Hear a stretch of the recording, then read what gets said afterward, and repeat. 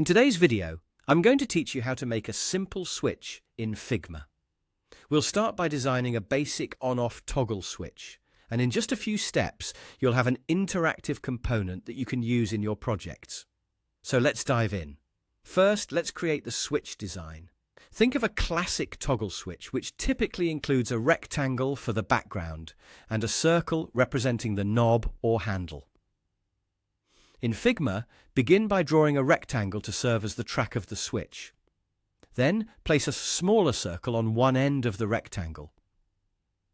This basic setup will represent the off state of your switch. Once you have your initial design, you're going to need an on state. To do this, simply duplicate the entire switch design.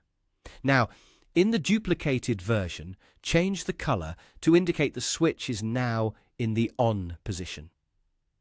This could be something like changing the rectangle's background from a neutral grey to a vibrant green and repositioning the circle to the opposite end of the rectangle.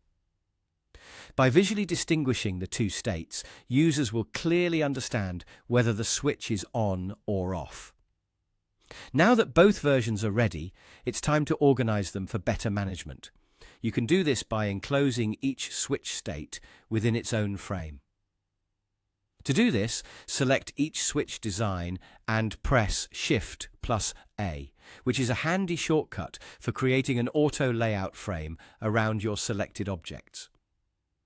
This step not only helps in organization, but also prepares your designs for component creation.